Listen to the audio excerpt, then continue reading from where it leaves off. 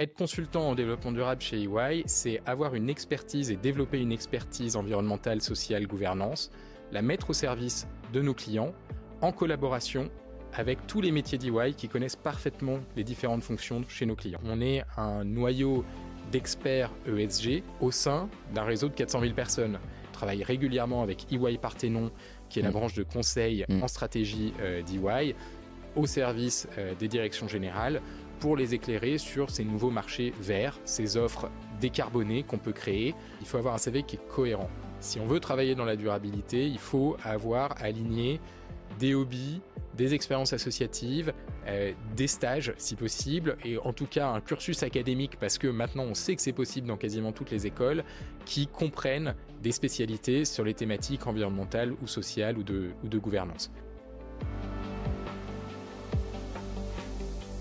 Bonjour, je m'appelle Guillaume Pommier, je suis un ancien banquier M&A de Lazare et le cofondateur de Training You, la première plateforme de préparation aux entretiens en corporate finance, finance de marché et conseil en stratégie et management. Je vous souhaite la bienvenue dans la deuxième saison du Career Insight, le podcast créé par Training You pour mettre en avant des personnalités inspirantes qui évoluent dans ces domaines. Si vous cherchez un stage ou un CDI, ou si vous êtes simplement curieux d'en savoir plus sur ces métiers, le podcast est fait pour vous. Je vous souhaite une bonne écoute et un bon visionnage. Bonjour Arthur Angelier. Bonjour Guillaume Pommier. Tu es partenaire chez EY dans l'équipe Climate Change and Sustainability. Merci d'avoir accepté notre invitation pour partager ton expérience dans le Career Insight. Merci beaucoup de m'avoir invité. La première question du podcast est toujours très générale. Peux-tu revenir sur ton parcours ? Oui, alors moi j'ai fait le début de mes études à Lyon avec un bac S, une classe préparatoire aux écoles de commerce. Puis j'ai intégré l'EDEC à Lille, où j'ai fait 2 ans. J'ai ensuite fait une année de césure à Paris et une dernière année d'études aux États-Unis où je me suis spécialisé sur les questions de durabilité. Et j'ai intégré EY en 2014 sur le conseil et l'audit en développement durable. Alors, je commence par tes études. Après une classe préparatoire aux grandes écoles, tu l'as rappelé, tu intègres l'EDEC, une école de commerce. À cette époque, avais-tu déjà un projet professionnel plus ou moins défini ou pas du tout ? On va dire que j'avais des grandes orientations. Je savais que je voulais travailler dans la transition écologique. Je savais que je voulais travailler plutôt en entreprise.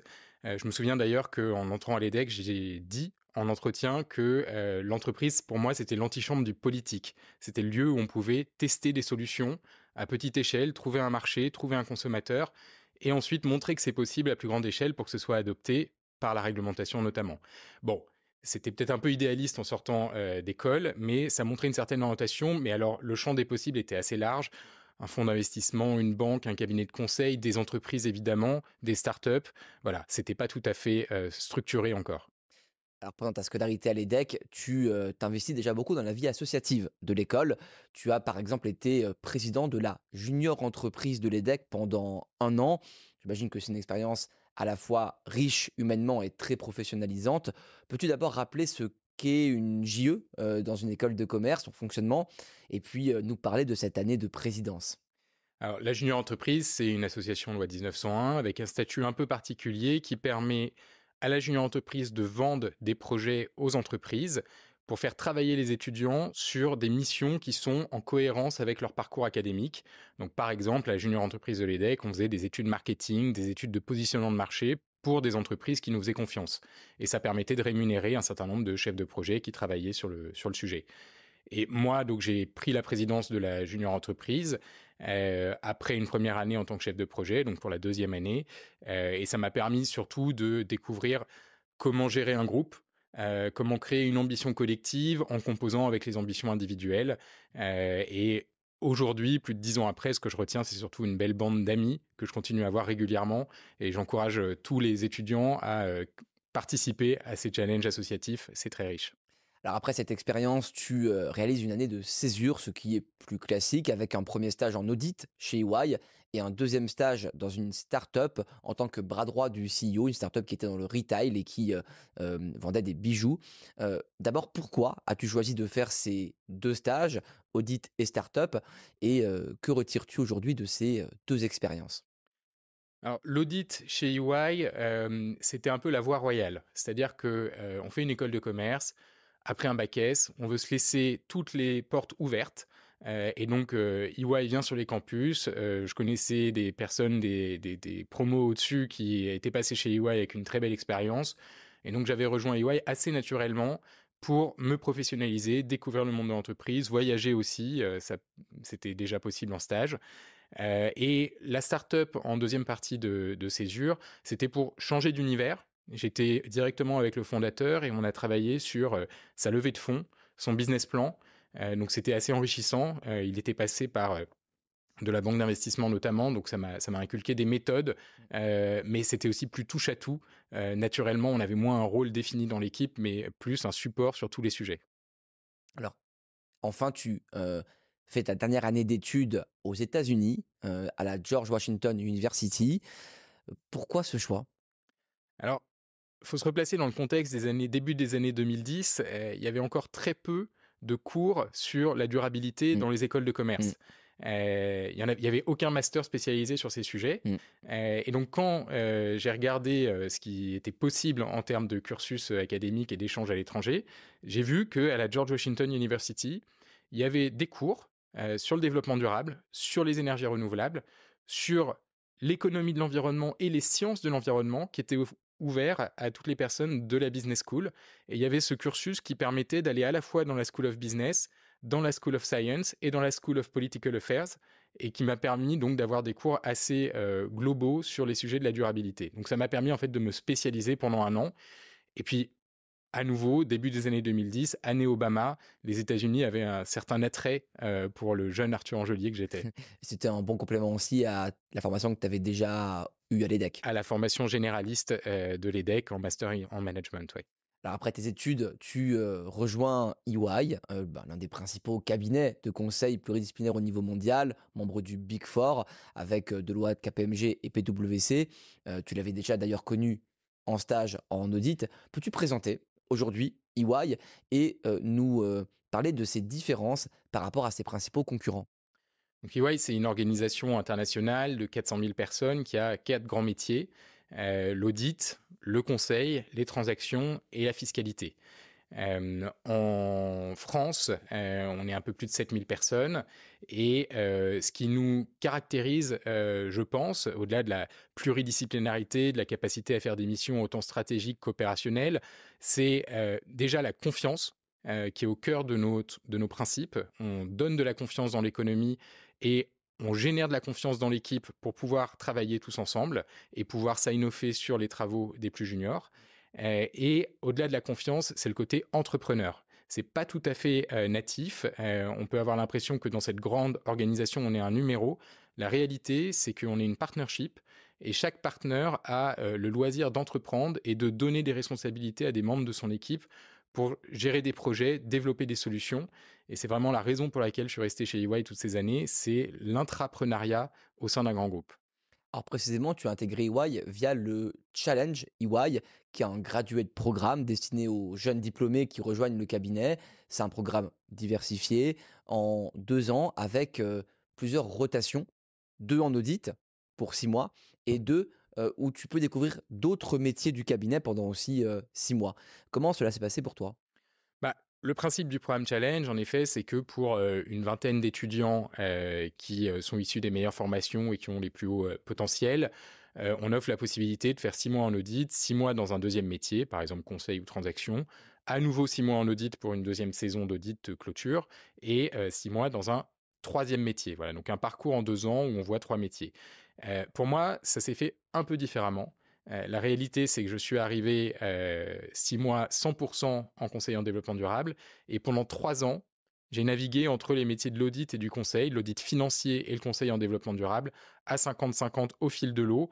Parce qu'en réalité, tous ces grands programmes, ils sont faits pour être ensuite spécifiés aux carrières de chacun. Et heureusement, on a encore la liberté de naviguer dans ces grands cadres.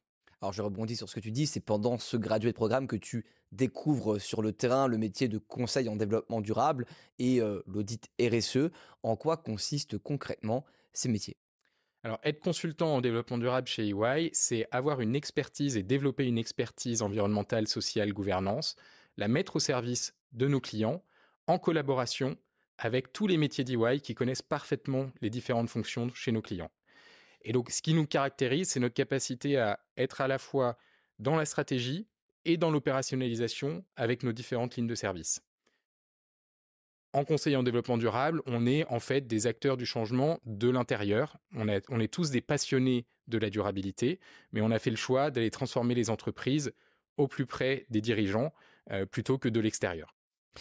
À côté de cette dimension conseil, il y a aussi la partie plus traditionnelle d'auditeur. Comment ça se passe, cette partie-là?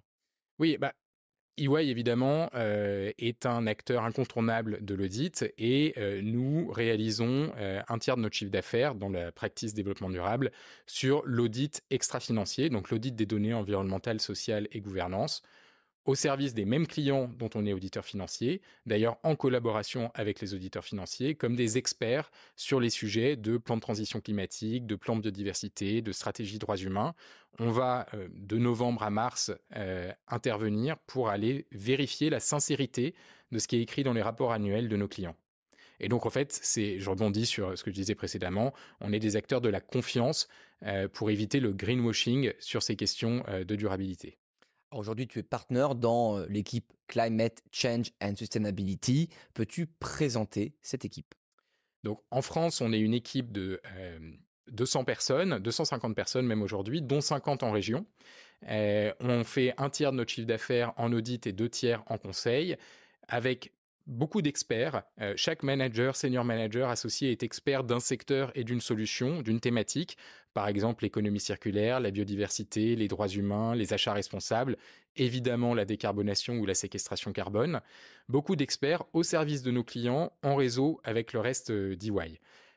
On est d'ailleurs un réseau de 3500 experts dans le monde sur la durabilité et au sein de cette belle maison de 400 000 personnes. Alors qu'on s'imagine EY, on ne pense pas naturellement à ce métier-là de conseil en développement durable. J'aimerais qu'on s'y attarde un petit peu pour bien comprendre les missions de ton équipe. On peut, si cela te convient, les séparer en 2 grands blocs. D'abord, le conseil en stratégie de performance durable. En amont, on conseille l'entreprise sur les aspects liés à la transition écologique. Et puis, le suivi de la performance en aval, on va suivre les réalisations mises en place par l'entreprise. Est-ce que tu peux nous donner quelques exemples de missions concrètes que l'équipe a réalisées dans ces années récentes? Alors, une mission concrète sur le conseil en amont, la partie stratégie, c'est évidemment la stratégie de décarbonation, le plan de transition d'une entreprise. Alors, je ne peux pas citer le nom de mes clients, mais un exemple type, c'est le fait d'aider un client à définir ses objectifs de décarbonation avec 2 prismes, un prisme top-down et un prisme bottom-up. Donc le top-down, c'est regarder quelle est la part de la décarbonation que doit réaliser le client pour être en ligne avec l'accord de Paris. Donc on regarde les grands scénarios climatiques par secteur et à partir du bilan carbone de notre client, on dit qu'est-ce que scientifiquement doit être leur objectif de décarbonation à horizon 2030-2050. Donc ça se fait plutôt en chambre ou à un niveau corporate avec nos clients.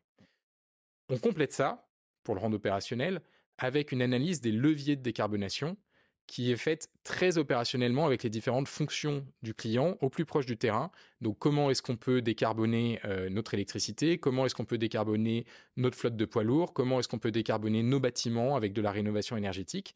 Et ces différents leviers, on va les quantifier en gains CO2 et en coûts CAPEX-OPEX. Et on va faire à la fois un plan de décarbonation et un plan financier qui l'accompagne pour ensuite pouvoir soumettre au COMEX de l'entreprise pour leur validation ou évidemment leur adaptation, un plan qui est à la fois financier et environnemental. Donc ça, c'est vraiment la stratégie amont qui va jusqu'au plan d'action, mais sans le déploiement.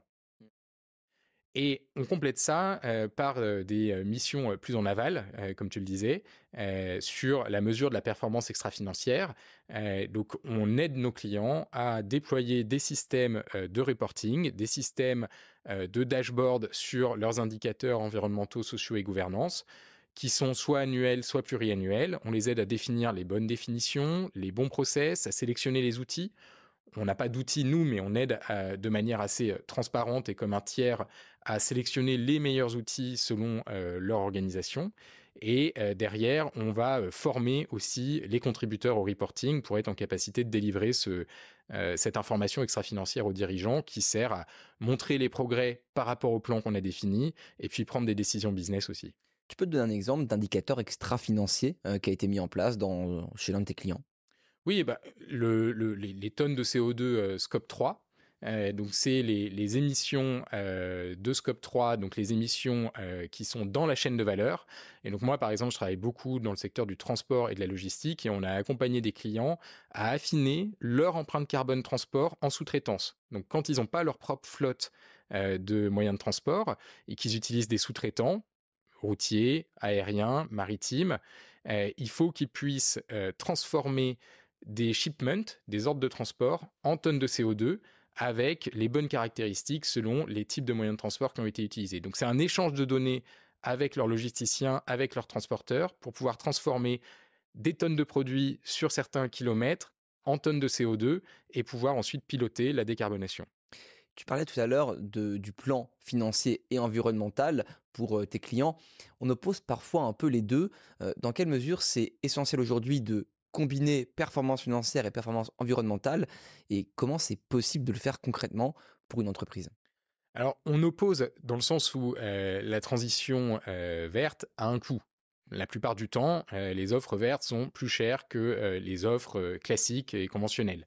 Mais ça, c'est parce qu'on valorise pour le moment on valorise pas ce qui est extra Mmh, mmh, financier mmh, dans l'analyse. Bon, mmh. mais pour autant, on a des mesures qui sont rentables en elles-mêmes, parce qu'elles vont permettre d'économiser de l'énergie, parce qu'elles vont permettre d'électrifier et que l'électricité à long terme va être moins chère que les carburants fossiles. Donc on peut calculer des retours sur investissement sur certaines mesures qui ont un ROI plus intéressant et que les dirigeants vont être plus à même d'adopter plus rapidement.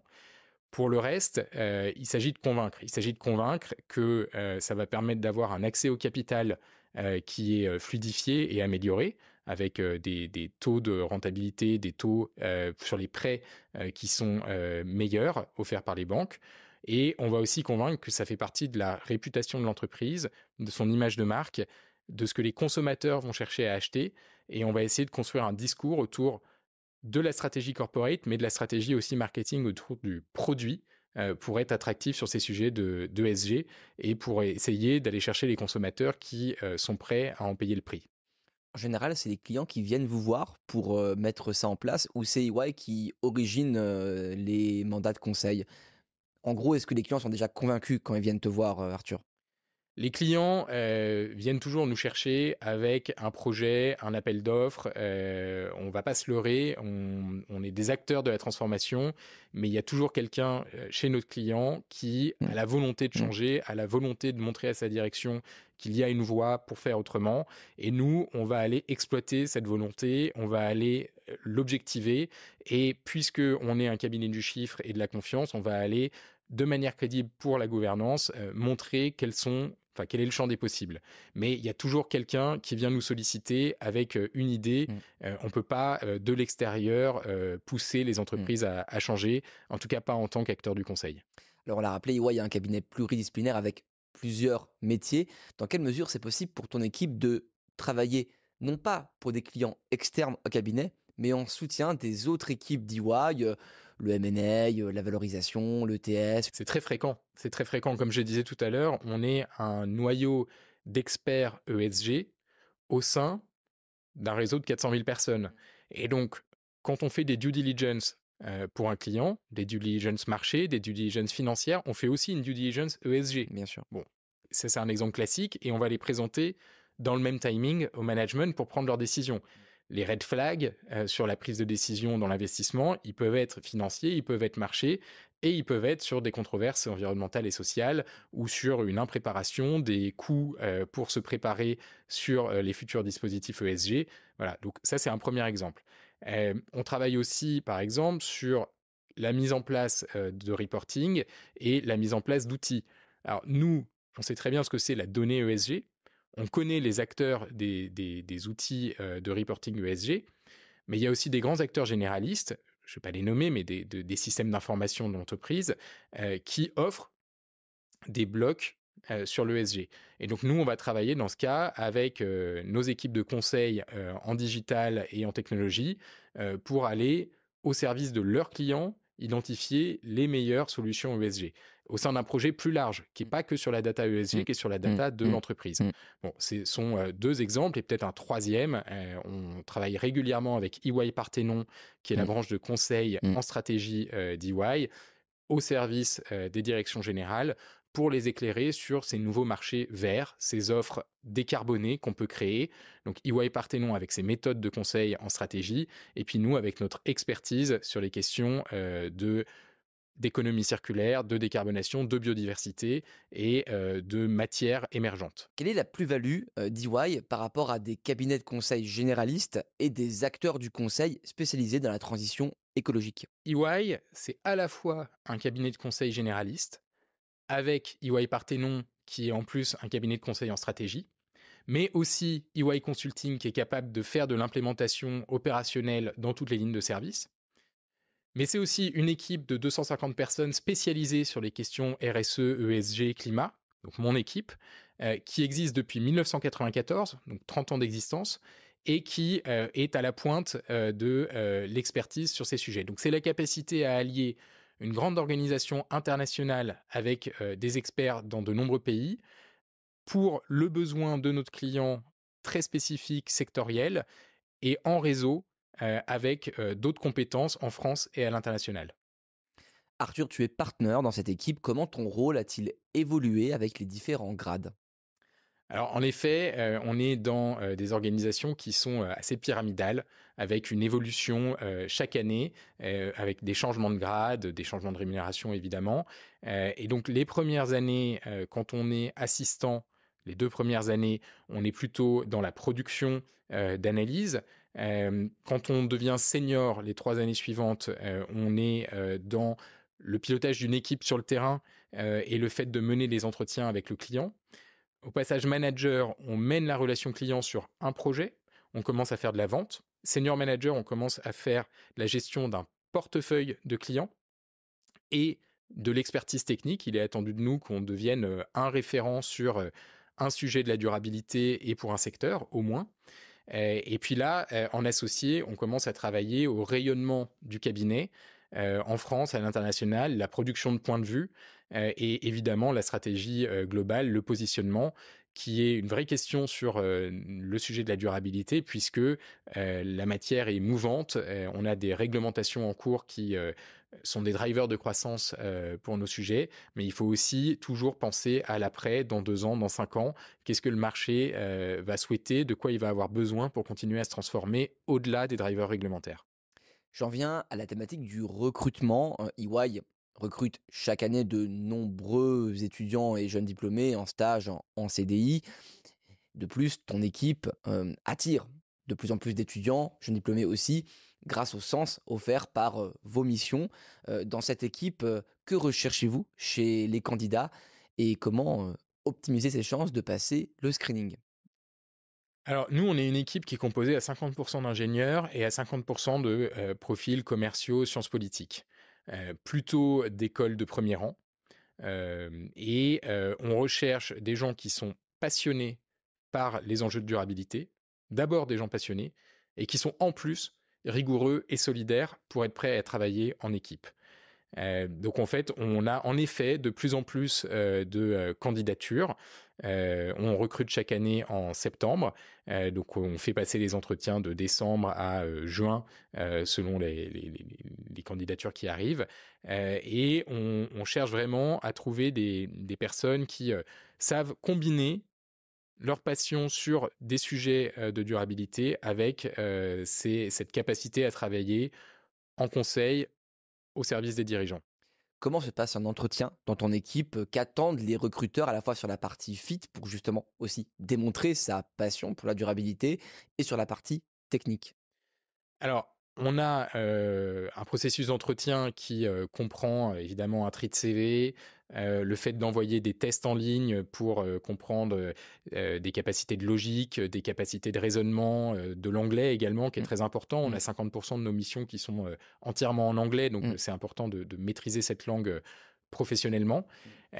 Et une fois qu'on a passé ces screens, on arrive à l'entretien physique, qui est composé d'une partie d'entretien avec un manager de l'équipe qui va chercher à tester la cohérence du parcours. Pourquoi est-ce que le candidat est passionné par les enjeux de durabilité? Est-ce qu'il est capable de travailler en équipe dans des temps contraints? Et qui va généralement tester son raisonnement autour d'un petit cas pratique sur la durabilité, le carbone, enfin un sujet qu'il est censé maîtriser d'après son CV.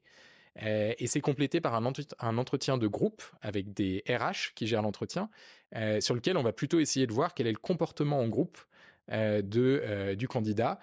Dans la mesure où on travaille systématiquement en équipe, on a besoin de savoir comment est-ce que, dans une situation stressante, avec un jeu de rôle qui évolue au fur et à mesure de l'entretien, le candidat se positionne par rapport aux autres. Et si on passe ces deux phases, on a un entretien de closing avec un associé pour convaincre, finalement, pour transformer l'essai. Quels sont tes conseils pour réussir le process de recrutement dans ton équipe?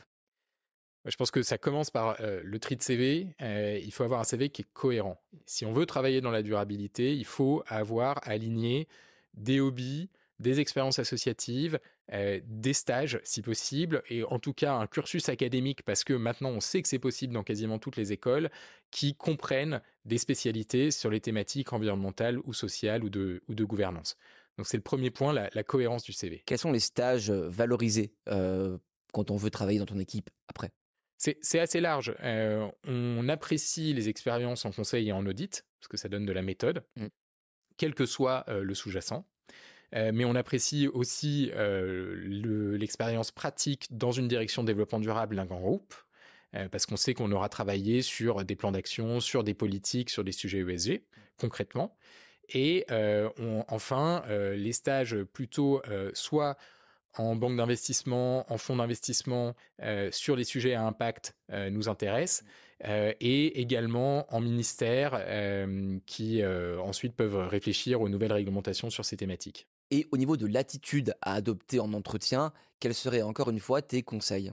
Alors nous, on recherche des personnes qui vont être rapidement capables d'échanger avec un client et de gérer une équipe au niveau d'un projet. Donc on cherche des personnes qui sont détendues, solidaires, qui montrent vraiment qu'ils sont au service de l'équipe et qui ne sont pas là pour briller seuls, avec une certaine dose d'humilité, parce qu'ils vont être dans une attitude d'écoute et d'apprentissage pendant plusieurs années avant de devenir des experts sur des sujets. Et enfin, il faut quand même démontrer notre passion pour les sujets de durabilité, parce qu'on est d'abord tous des personnes qui ont des raisons profondes pour être sur ces thématiques de ESG et qui vont ensuite convaincre leurs clients à terme. Alors j'imagine que c'est assez similaire, mais une fois en poste, qu'est-ce que tu attends toi de tes jeunes collaborateurs sur, tes missions? J'attends évidemment qu'ils fassent bien le travail qu'on leur demande, avec rigueur, avec sérieux, qu'ils démontrent, comme je l'ai dit, de la solidarité dans l'équipe, parce qu'on peut avoir terminé son travail, mais il faut proposer son aide à son senior, à l'autre assistant, à son manager pour préparer la réunion du lendemain. Donc voilà, de la solidarité, de l'humilité, de l'écoute, et puis, si possible, essayer d'être proactif pour faire l'extra mile. C'est-à-dire qu'on en demande beaucoup, mais généralement, une mission, c'est l'occasion d'aller creuser un sujet, d'aller creuser une thématique, et d'aller proactivement réfléchir à comment améliorer la proposition de valeur pour le client. Et ça, c'est toujours apprécié quand un junior fait son travail, mais en plus apporte des idées nouvelles pour la proposition de valeur. Arthur, tu es entré en tant que junior, chez EY juste à la sortie de tes études et tu es aujourd'hui partner, un des jeunes partners du cabinet. Ça montre les perspectives d'évolution, chez EY pour, les jeunes. Comment ça s'est passé pour toi et qu'est-ce que tu peux en dire de ces perspectives aujourd'hui?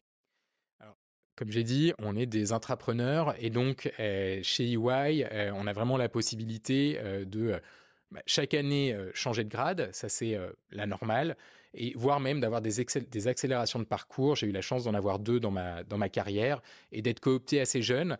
Alors là, c'est évidemment parce que j'ai aligné peut-être ce qu'il fallait pour pouvoir être coopté, mais j'ai bénéficié d'un marché, celui de la durabilité, qui s'est ouvert dans des proportions qui n'existaient pas il y a 10 ans. Quand je suis arrivé dans l'équipe, on était 60, aujourd'hui on est 250, et ça fait qu'il y a évidemment des cooptations d'associés qui sont plus nombreuses que par le passé.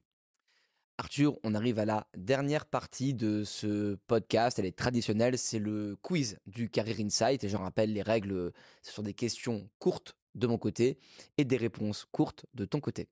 Très bien, Un mot pour définir EY. c'est l'expertise. La plus grande qualité requise pour travailler dans ton équipe. L'humilité et la passion pour les enjeux ESG. La question que tu aimes poser en entretien. J'aime bien demander quel est le bilan carbone de la dernière entreprise dans laquelle vous avez été en stage. La réponse que tu n'aimes absolument pas entendre en entretien. Je ne sais pas. Ton meilleur souvenir professionnel. Alors, mon meilleur souvenir professionnel, je pense que c'est chaque année, au moment de la réunion et de la journée de rentrée avec tous les nouveaux collaborateurs. On en accueille un peu plus de 40 chaque année. On se retourne dans la salle, dans l'amphithéâtre, et on voit toute cette énergie positive qui vient pour travailler sur le changement des organisations, et c'est vraiment très énergisant. Ton pire souvenir professionnel. Alors, je pense que il y a à peu près 18 mois, j'ai donné une formation ESG au comité d'audit d'une société cotée du SBF 120, et je suis tombé sur un président du comité d'audit complètement climato-sceptique et contre le progressisme. Et donc ça a été un peu un sale moment à passer parce que évidemment, il n'était pas question de réussir à le convaincre malheureusement. La plus belle mission que tu as réalisée. C'est pour un acteur de la construction et des infrastructures, une stratégie de décarbonation. Il y a quelques années déjà, où on a réalisé, comme j'ai dit, la partie gaz à effet de serre et la partie CAPEX-OPEX. On est passé 2 fois devant le COMEX, ils ont validé leur plan. Aujourd'hui, ils reportent chaque année sur ce plan, donc on est assez fiers de la trajectoire qu'on a contribué à lancer avec eux.